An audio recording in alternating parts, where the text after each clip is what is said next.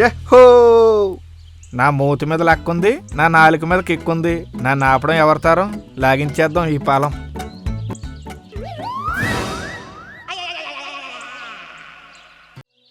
ఒక గ్రామంలో ఓ రైతు, అతని భార్య, వాళ్ళకి సొంత పొలం ఉంది. కాని ఏ పంటలు సాగు చేస్తే వాళ్ళ జీవితాలు బాగుపడతాయో తెలియక పిచ్చి మొక్కలతో ఉన్న పొలంలో దిగాలుగా కూర్చుని ఉన్నారు. తోటి నక్కలన్నీ తరిమి కొట్టగా ఒంటరైపోయిన ఓ జిత్తుల మారి నక్క ఆ రైతుని గమనించి, ఇతన్ని ఎలాగైనా బుట్టలో వేసుకుని మన పబ్బం గడుపుకోవాలని పన్నాగం పన్ని నక్క రైతుతో ఇలా అంది. దిగులు పడకు, నేను ఒక ఐడియా చెప్తా. పండ్ల మొక్కలు వేయి, బంగారం పండుద్ది. నీకు నేను తోడుంటా. నువ్వా? నువ్వు పనిచేస్తావా? అమ్మో, నా వల్ల ఏమవుద్ది? కానీ 24 గంటలు కాపుకి కాపలా కాస్తా. ఏమంటావు? నమ్మకమేనా? నమ్మకం మీదే ఈ ప్రపంచం నడుస్తుందా మిత్రమా. నన్ను నమ్ము. సరే, అయితే అలాగే కాని అని లేచాడు రైతు. కొంతకాలానికి పండ్ల తోట తయారైంది. విరగ కాసిన పండ్లను చూసి నక్క తన మోసానికి పదును పెట్టింది. ఐడియా నాదే, పండ్లు నావే. నా తెలుగుతో అతని గేటు దగ్గరే ఆపి పండ్లన్నీ నేనే అరగిస్తా. ఆకుల మాటున నిగనిగలాడుతున్న పెద్ద పుచ్చకాయ, దాని ముందు డప్పాలు పోతూ నక్క ఇలా అంది. యహో! నా మూతి మీద లక్కుంది, నా నాలుక మీద కిక్కుంది. నన్ను ఆపడం ఎవరితారం? లాగించేద్దాం ఈ పాలం. అంటుండగానే నక్క మీద వల వచ్చి పడి వలలో చిక్కుకున్నా నక్క, అయ్యో అయ్యో, ఎవడు విసిరాడి వల?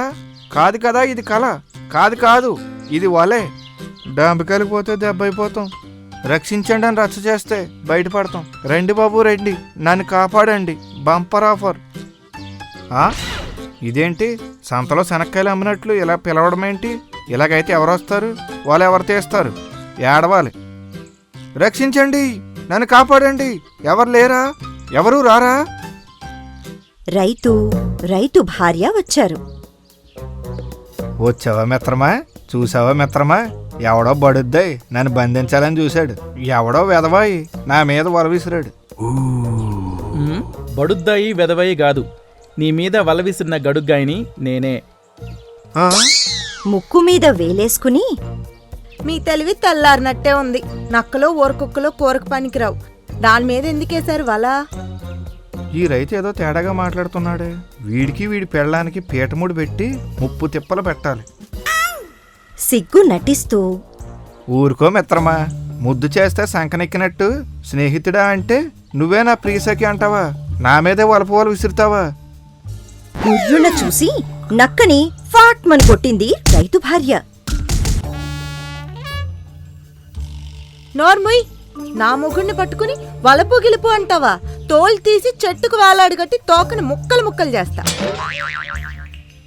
ఇదేంది ఇది? ఏదో అనుకుంటే ఇంకేదో అయ్యింది. వీళ్ళిద్దరూ మరీ టాలెంటెడ్గా ఉన్నారే. ఇలా అయితే బయటపడేదట్ట. నేను చెప్తాను. చెప్పు చెప్పు, ఎంతైనా మన మిత్రులం కదా. చెప్పుచ్చు కొడతా. ఇప్పుడు స్నేహం అంటావు, తర్వాత నా సవితినంటావు. పళ్ళు రాలుతాయి ఏమనుకున్నావో.